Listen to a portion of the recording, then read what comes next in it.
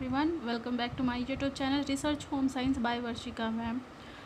आज हम लोग होम मैनेजमेंट होम साइंस के जो गृह प्रबंधन यूनिट है उसमें लेसन 1 से पढ़ते हुए चलेंगे। एमसीक्यू क्वेश्चन ये टॉपिक वाइज करते चलेंगे।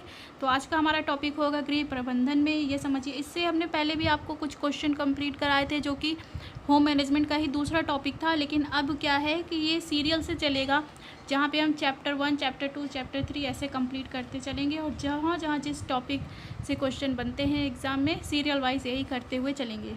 तो देखिएगा, आज का हमारा पहला टॉपिक है कि गृह प्रबंधन में हमें गृह प्रबंधन की पहली परिभाषा देखनी है, दर्शन देखना है, संकल्पना देखना है और गृह प्रबंधन की भूमिका देखनी है। तो ये एमसीक्यू क्वेश्चन होगा। चलिए शुरू करते हैं आज का वीडियो। पहला क्वेश्चन है, पार्कर के अनुसार मानव आचरण को नियंत्रित रखने वाला या नियंत्रित करने वाला मूल्य नहीं है। तो पार्कर के अनुसार आपको याद हो, धर्म, खेल, महत्वाकांक्षा ये तीनों बताए गए थे। मूल्य कार्य क्षमता नहीं होगा। ऑप्शन नंबर डी सही हो जाएगा। क्वेश्चन नंबर 2 देखिए, पार्कर के अनुसार प्रमुख मूल्य कौन से है? तो प्रेम, कला और सुख। देखिए, ये जो घृणा, ईर्ष्या, क्रोध, द्वेष, लड़ना झगड़ना, ये जो वैल्यूज़ बताए गए हैं सारे नेगेटिव शब्द हैं। यहाँ पे प्रेम, कला, सुख, ये ही एक पॉजिटिव लाइन दी हुई है, शब्द दिए हैं। तो पार्कर के अनुसार प्रमुख मूल्य प्रेम, कला और सुख होगा। क्वेश्चन नंबर 2 का ऑप्शन नंबर सी सही हो जाएगा। हम लोग 50 क्वेश्चन आज कंप्लीट करेंगे इस टॉपिक से। तो अब देखते हैं क्वेश्चन नंबर 3। क्वेश्चन नंबर 3 है, सामान्य अर्थों में लक्ष्य वह अंतिम बिंदु होता है जहां तक व्यक्ति या परिवारों द्वारा कार्य करने की इच्छा रखी जाती है। ये परिभाषा से पूछा जाने वाला क्वेश्चन है, कथन से पूछा जाने वाला क्वेश्चन है कि ये परिभाषा किन के द्वारा दी गई है। आंसर होगा ग्रॉस एवं क्रेंडल। आंसर होगा ग्रॉस एवं क्रेंडल।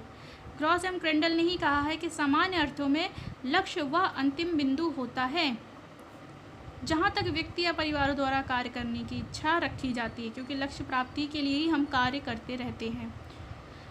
ये क्वेश्चन आप देखेंगे तो वैल्यूज से है, मूल्य, लक्ष्य और स्तर से, कैटलिस्ट टॉपिक से है ये क्वेश्चन। क्वेश्चन नंबर 4 देखिए, अब हम जो भी कार्य करते हैं उनके पीछे कोई शारीरिक, आर्थिक, सामाजिक, मनोवैज्ञानिक या दार्शनिक तथ्य अवश्य होता है और ये तथ्य होते हैं। आंसर होगा जीवन मूल्य।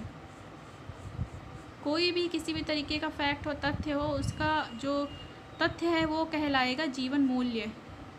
जिस व्यक्ति के जैसे मूल्य होंगे, चाहे वो शारीरिक, आर्थिक, जिस तरीके, इनमें से कोई भी मूल्य हो, वो व्यक्ति उसी तरीके की योजना बनाता है, कार्य करता है। क्वेश्चन नंबर 5 देखिए, इस प्रकार के लक्ष्यों को सामान्यतः स्थायी माना जाता है।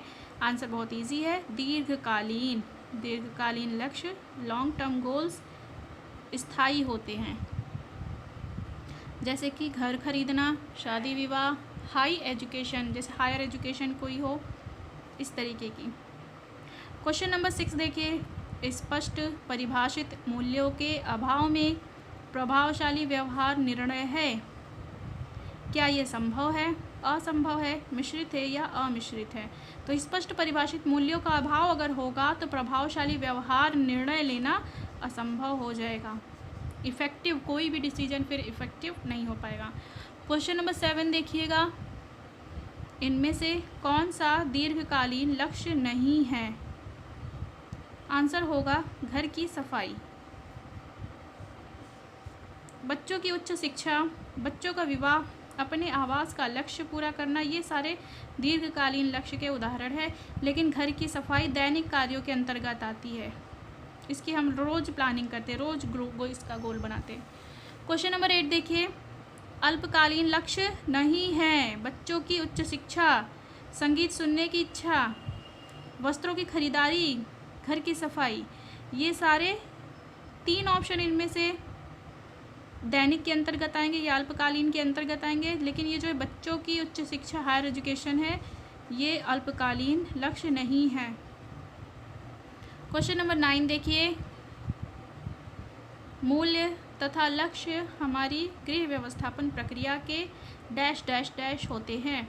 तो मूल्य तथा लक्ष्य हमारी गृह व्यवस्थापन प्रक्रिया के निर्णायक होते हैं।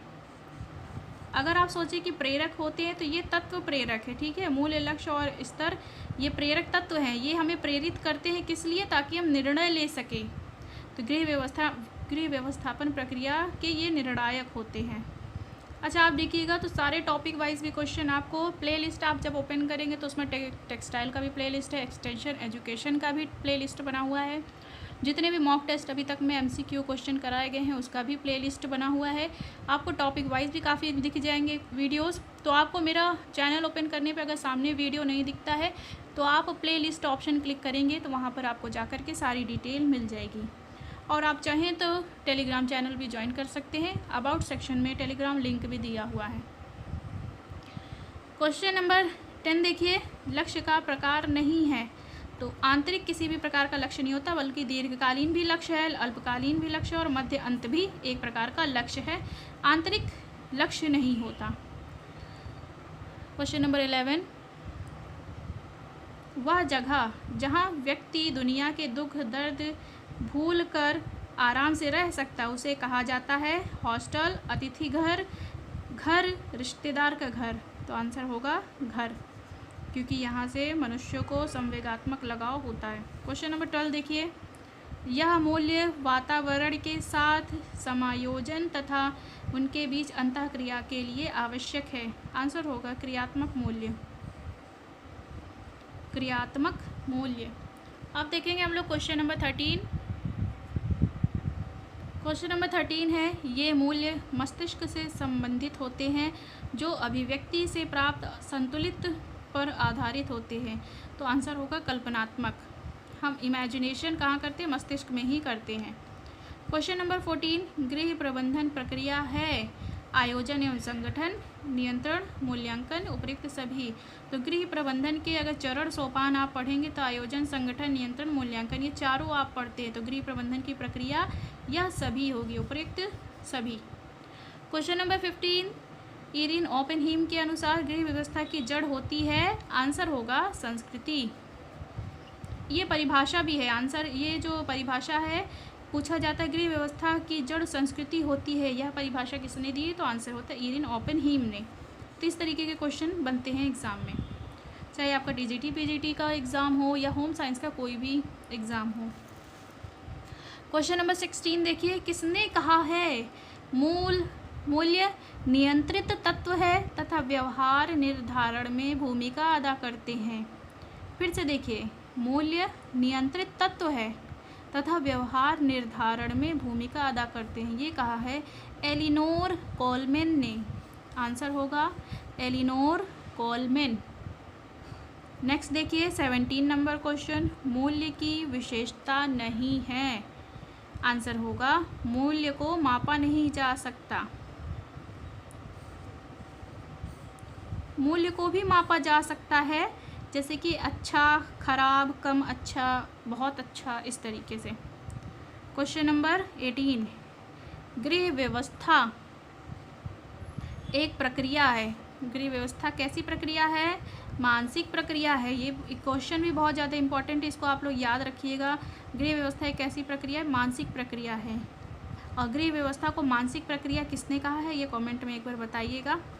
क्वेश्चन नंबर 19, लक्ष्य जीवन के वे साध्य हैं जिनको प्राप्त करने हेतु प्रत्येक व्यक्ति का परिवार चेष्टा करता है। यह कथन किसने कहा है? फिर से एक बार पढ़िए, लक्ष्य जीवन के वे साध्य हैं जिनको प्राप्त करने हेतु प्रत्येक व्यक्ति का परिवार चेष्टा करता है। आंसर होगा, यहाँ पर श्वासन दिया हुआ है। इस परिभाषा में हमें डाउट हो रहा है, शायद GP शेरी होगा। इस परिभाषा को आपको कंफर्म करके कमेंट सेक्शन में आंसर क्लियर बता दिया जाएगा। वैसे आपको क्या लगता है आप भी बताइएगा कमेंट में।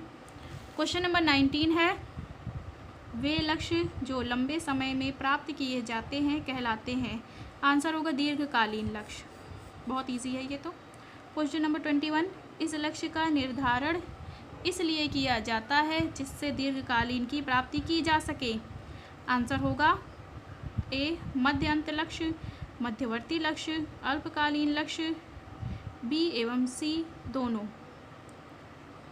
अभी देखिएगा इसमें जो ऑप्शन है मध्य अंत लक्ष्य और मध्यवर्ती लक्ष्य और अल्पकालीन लक्ष्य, तो इसमें से आंसर बी तथा सी दोनों दिया गया है इसके अनुसार।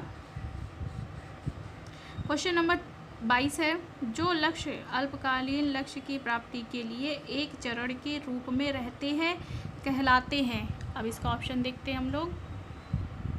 ऑप्शन होगा मध्यवर्ती लक्ष्य, अल्पकालीन लक्ष्य, मध्य अंत लक्ष्य, ए तथा बी दोनों। आंसर होगा मध्य अंत लक्ष्य। नेक्स्ट, निम्न में से कौन सार्वभौमिक लक्ष्य है? तो परिवार के सदस्यों के उत्तम स्वास्थ्य की प्राप्ति, परिवार के सदस्यों का सर्वांगीण विकास करना, परिवार के सदस्यों के सर्वांगीण विकास हेतु परिवार में उचित वातावरण का निर्माण, उपर्युक्त सभी। निम्न में से कौन सार्वभौमिक लक्ष्य है? आंसर होगा उपर्युक्त सभी। किसी भी देश, किसी भी कंट्री, किसी भी जगह पे बात की जाए, अगर परिवार है तो वहाँ पे ये सारे लक्ष्य भी होंगे। नेक्स्ट देखिए क्वेश्चन नंबर 24, यह कथन किसका है? स्तर उस सीमा को निर्धारित करते हैं जहाँ तक कोई व्यक्ति या परिवार लक्ष्य प्राप्त करने हेतु कार्य करने को तैयार है। आंसर होगा ग्रॉस एवं क्रेंडल। 25 नंबर देखिए, ग्रॉस एवं क्रेंडल ने मूल्य के आधार पर स्तर को कितने भागों में विभाजित किया है? आंसर होगा 2। नेक्स्ट, किसने कहा है प्रबंध एक कला है जो घर के अस्तित्व में आने के साथ ही अवतरित हुई है? आंसर होगा Rajmal P Devdas. Next question देखिए, क्वेश्चन नंबर 27, व्यक्ति के जीवन में एक दूसरे से घनिष्ठ संबंध रखते हैं। आंसर होगा मूल्य, लक्ष्य और स्तर, और इसे हम त्रिकोण में प्रदर्शित करते हैं जिसमें कि मूल्य हमेशा शीर्ष पे रहेगा। मूल्य, लक्ष्य, स्तर। क्वेश्चन नंबर नेक्स्ट 28, प्रबंध प्रक्रिया का प्रथम चरण है तो नियंत्रण, मूल्यांकन, संगठन, इनमें से कोई नहीं, क्योंकि यहाँ पर होना चाहिए था प्लानिंग शब्द, आयोजन या योजना बनाना, वो शब्द दिया ही नहीं है। तो प्रबंध प्रक्रिया का प्रथम चरण इनमें से कोई नहीं है। नेक्स्ट देखिए 29, गृह व्यवस्था एक व्यवहारिक विज्ञान है, यह कथन है, तो यह कथन है कोटजिन का, और ये बहुत ही प्रसिद्ध कथन है। ये वाले क्वेश्चन TGT 2021 में भी पूछा गया था। ये परिभाषा बहुत प्रसिद्ध भी है, फेमस है, काफ़ी पूछी जाती है। क्वेश्चन नंबर 30, गृह व्यवस्था का क्या अर्थ है? आंसर होगा योजनाबद्ध तरीके से किया गया कार्य। क्वेश्चन नंबर 31, ग्रॉस एवं क्रेंडल के अनुसार व्यवस्थापन प्रक्रिया को गृह व्यवस्था का क्या कहा जा सकता है? व्यवस्थापन प्रक्रिया को गृह व्यवस्था का क्या कहा जा सकता है? ऑप्शन देखते हैं। क्वेश्चन है, गृह व्यवस्थापन प्रक्रिया को गृह व्यवस्था का क्या कहा जा सकता है? आंसर होगा क्रियाशील यंत्र। नेक्स्ट क्वेश्चन, क्वेश्चन नंबर 32, कोटजिन के अनुसार गृह व्यवस्था एक डैश विज्ञान है। क्या ये सामाजिक विज्ञान है, व्यवहारिक विज्ञान है, जीवन विज्ञान है, या इनमें से कोई नहीं? आंसर होगा व्यवहारिक विज्ञान। क्वेश्चन नंबर 33, व्यक्ति के जीवन में प्रेरक बिंदु है, लक्ष्य, स्तर, मूल्य, वातावरण। अब देखिए, प्रेरक बिंदु अगर कहा जाए, मूल्य, लक्ष्य, स्तर तीनों होते हैं, लेकिन यहाँ पे उपयुक्त सभी ऑप्शन नहीं है, तो आंसर हो जाएगा मूल्य। नेक्स्ट देखिए, सीमित साधनों से अधिकतम आवश्यकताओं की पूर्ति संभव है। तो ये हम कैसे सीखते हैं? गृह प्रबंधन पर। सीमित साधन हमारे पास हो, रिसोर्सेज बहुत कम हो, मानवीय और अमानवीय साधन बहुत कम हो, फिर भी हमारी अधिकतम आवश्यकताओं की पूर्ति हो सके, तो हम ये सीख सकते हैं कहाँ? गृह प्रबंधन में। पारिवारिक जीवन में व्यक्ति या समूह के व्यवहार का निर्देशन करता है। आंसर होगा दर्शन। नेक्स्ट देखिए, क्वेश्चन नंबर 36, व्यवस्थापन घर के वातावरण में मानवीय संगठन की प्राकृतिक वृद्धि है, यह कथन है। आंसर होगा निखिल एवं डॉर्सी का। यह कथन निखिल एवं डॉर्सी का है। क्वेश्चन नंबर 37, गृह व्यवस्थापन एक बांध के समान है जिसमें साधनों को नियमित किया जाता है। यह परिभाषा किसके द्वारा दी गई है? आंसर होगा राजमल पी देवदास के द्वारा। क्वेश्चन नंबर 38, गृह व्यवस्था में आयोजन, नियंत्रण एवं मूल्यांकन द्वारा पारिवारिक साधनों का प्रयोग करके पारिवारिक लक्ष्यों की प्राप्ति की जा सकती है। यह परिभाषा किनके द्वारा दी गई है? आंसर होगा ग्रॉस एवं क्रेंडल ने। गृह व्यवस्था में ग्रॉस एवं क्रेंडल ने 3 चरण बताए हैं: आयोजन, नियंत्रण और मूल्यांकन। गृह व्यवस्था में गृह प्रबंधन के चरण में निकेल एवं डॉर्सी ने 4 चरण बताए हैं: आयोजन, संगठन, नियंत्रण एवं मूल्यांकन। यहाँ पे ये जो परिभाषा दी गई है ग्रॉस एवं क्रेंडल के अनुसार है। आंसर हो जाएगा सी। क्वेश्चन नंबर 39, गृह व्यवस्था एक मानसिक प्रक्रिया है जिसमें आयोजन, नियंत्रण एवं मूल्यांकन के द्वारा व्यापारिक साधनों का उपयोग करके पारिवारिक लक्ष्यों की प्राप्ति की जा सकती है। आंसर हो जाएगा यहाँ पे ग्रॉस एवं क्रेंडल। क्वेश्चन नंबर 40 है 40, गृह व्यवस्था सभी देशों में पाई जाती है। यह सर्वाधिक सर्वव्यापी व्यवसाय है जिसमें अधिकांश व्यक्ति संलग्न है। इसमें अधिकांश धन व्यय होता है तथा यह व्यक्ति के स्वास्थ्य की दृष्टि से आधारभूत महत्वपूर्ण प्रक्रिया है। यह कथन किसने दिया है? परिभाषा आप याद रखिएगा कि परिभाषा का ये सार है कि गृह व्यवस्था सभी देशों में पाई जाती है और ये एक ऐसा व्यवसाय है कि इसमें ज़्यादातर व्यक्ति लगे हुए हैं और इस व्यवसाय में हमें खुद ही पूंजी ज़्यादातर लगानी पड़ती है। ये परिभाषा दी है। ऑप्शन देखिएगा, ये परिभाषा जो कथन दिया गया है गुड जॉनसन के द्वारा दी गई है। Good Johnson. देख रहे होंगे आप लोग कि आपको गृह प्रबंधन से इसमें नई नई बहुत सारी परिभाषाएं देखने को मिलती है जो किताबों में भी आपको नहीं मिलेगा। तो उम्मीद है आप लोग को भी वीडियो अच्छा लगता होगा। लाइक शेयर भी करते जाइएगा। क्वेश्चन नंबर 41 है, व्यवस्थापन की प्रक्रिया परिवर्तित नहीं होती वरन इसे संपन्न करने की विवेकपूर्ण और बौद्धिक विधि में परिवर्तन होता है। याद रखिएगा, व्यवस्थापन की प्रक्रिया में परिवर्तन नहीं होता बल्कि हम इसे किस तरीके से और किस बौद्धिक विधि के द्वारा इसमें परिवर्तन कर रहे हैं। तो ये परिभाषा दी गई है निकेल एवं डॉर्सी के द्वारा। इम्पॉर्टेंट है ये परिभाषा, याद रखिएगा। कहीं पे ये परिभाषाएं आप नोट भी करते चलिए, आपके आगे बहुत काम आएगा। क्वेश्चन नंबर 42, यह परिभाषा किसने दी है? अब देखिएगा, सरल एवं संक्षिप्त अर्थों में व्यवस्था अर्थात हमारे पास जो उपलब्ध है उसका उपयोग हम जो चाहते हैं उसे प्राप्त करने हेतु है। यह आंसर दिया, यह परिभाषा दी गई है क्रॉस एवं क्रेंडल के द्वारा। क्वेश्चन नंबर 43, यह कथन किसका है? अब देखिए, कथन है व्यवस्थापन की प्रक्रिया के विभिन्न चरण वास्तव में निर्णयों की श्रृंखला मात्र होते हैं जिनमें प्रत्येक निर्णय उसके पूर्व के निर्णय पर आधारित होता है। आंसर होगा ग्रॉस एवं क्रेंडल। देखिएगा, ये वाली परिभाषा भी पहले आ चुकी है, काफ़ी इंपॉर्टेंट है, इसको याद रखिएगा। फिर से एक बार देख लीजिए, व्यवस्थापन की प्रक्रिया के विभिन्न चरण वास्तव में निर्णयों की श्रृंखला मात्र होते हैं जिनमें प्रत्येक निर्णय उसके पूर्व के निर्णय पर आधारित होते हैं। निर्णय की प्रक्रिया ध्यान दीजिएगा, प्रत्येक चरण पे लेना पड़ता है। चाहे हम आयोजन करें तब भी हमें डिसीजन लेना पड़ेगा, संगठन करेंगे तब भी हमें निर्णय लेना पड़ेगा, नियंत्रण में भी डिसीजन लेना पड़ता है और मूल्यांकन में भी। और हमारा अगला डिसीजन हर बार पिछले चरण पे ही आधारित होता है। आंसर होगा ग्रॉस एवं क्रेंडल।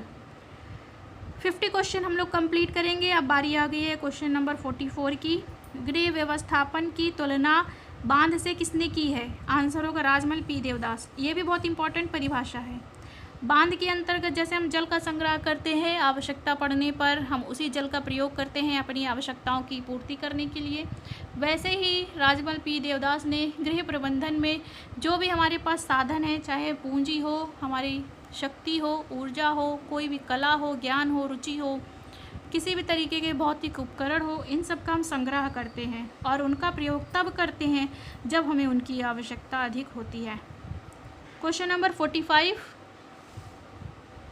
प्रभावशाली व्यवस्था मूल्यों को समझने एवं मानवीय और भौतिक साधनों से लक्ष्यों को प्राप्त करने में सहायता प्रदान करती है। प्रभावशाली जो व्यवस्था है मूल्यों को समझने एवं मानवीय और भौतिक साधनों से लक्ष्यों को प्राप्त करने में सहायता प्रदान करती है। यह परिभाषा किसने दी है? आंसर होगा गुडियर एवं क्लोहर ने। गुडियर एवं क्लोहर ने। अब देखिए क्वेश्चन नंबर 46।